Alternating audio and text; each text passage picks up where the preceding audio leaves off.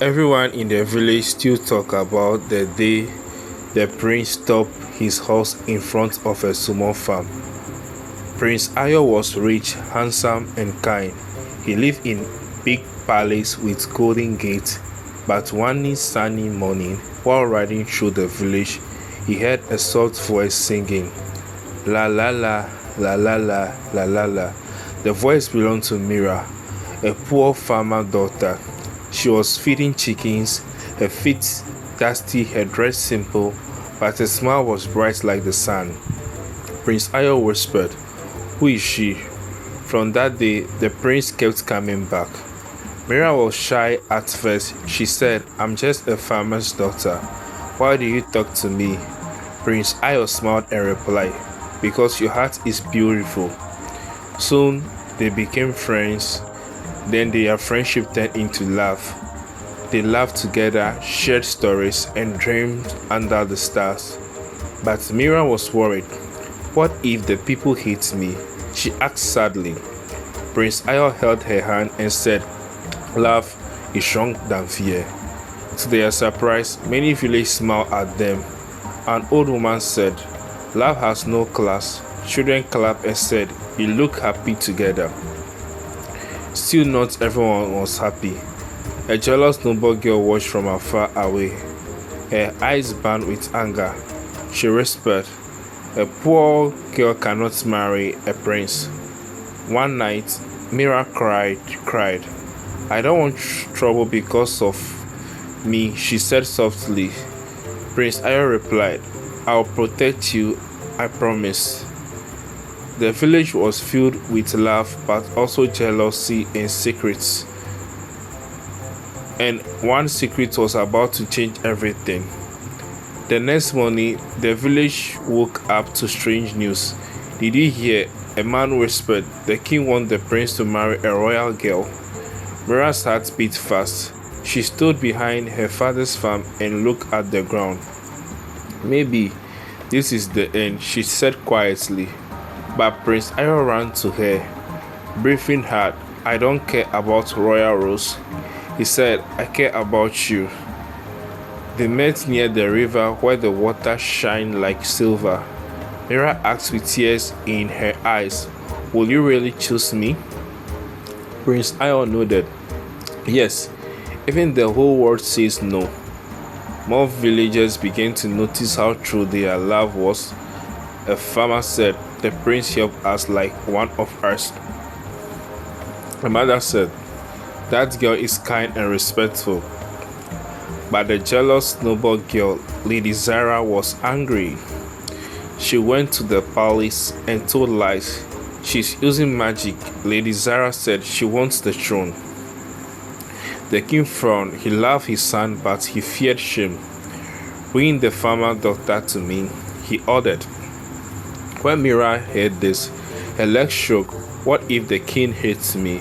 she whispered. Prince Ayo held her hands. "Look at me," he said softly. Be brave, be brave." As they walked to the palace, people followed them. Some prayed, some watched in fear, some hoped for peace.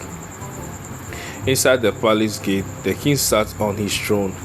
His eyes were serious. "Why do you love my son?" the king asked.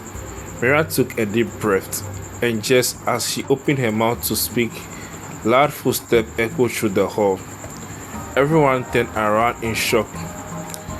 The loud footsteps grew closer. Boom, boom, boom. Everyone in the hall held their breath. Suddenly, the palace doors opened wide.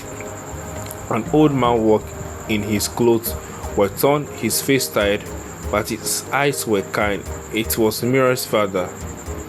"Father!" Mira cried and ran to him. The king stood up. "Why are you here?" he asked. The old farmer bowed low. "I came to speak the truth," he said with a shaking voice. Prince Ayo looked surprised. "What truth?" The farmer raised his head. "Years ago," he said, "this land belonged to my family. We lost it during a war." The hall became silent. Lady Zara laughed softly lies. But the farmer continued. "Before he died, the old king gave my family a golden mark." He opened his hand. In his palm was a small golden symbol shining under the palace light. The king gaped. That mark only trusted family had it. People began to whisper. Mira looked confused. Father, why didn't you tell me? I wanted you to live a simple life, he repeated gently. Lady Zara stepped back, her face fell, but the king raised his hands. Even this is true, he said slowly. Love alone is not enough to rule a kingdom. Mira felt fear in her chest. I don't want power, she said. I just love your son. Prince Ayo stepped forward. And I choose her, he said firmly. The king looked at both of them, his eyes soft but troubled. Just then, a guard rushed in shouting, Your Majesty, Your Majesty, the village is in danger. Everyone turned in shock. What danger? The king asked. The guard swallowed, had something dark is coming from the forest. And before anyone could speak, the palace lights flicked. The ground trembled. The ground shook again. Boom, boom. Villagers screamed and ran. From the dark forest came thick black smoke. A wildfire was spreading fast, burning trees and farms. The village, Mira cried, my home. Prince Ayo did not think twice. Father, he said to the king, we must help them now. The king stood up and shouted, Open the gates, help the people. Prince Ayo rode his horse into the village. Mira ran with him even though she was afraid. Stay back, a guard shouted. Mira shook her head. These are my people, she said bravely. She helped children escape. She poured water on small fires.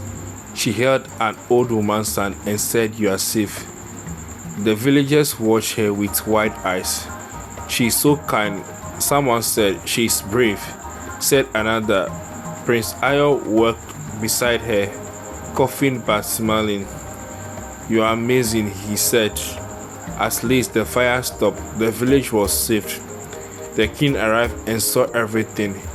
He saw Mira helping the poor. He saw Prince Ayo protecting everyone. He saw true love and true courage. The king's eyes filled with tears. He said loudly, This girl is rich in his heart. This is the greatest wealth the kingdom needs.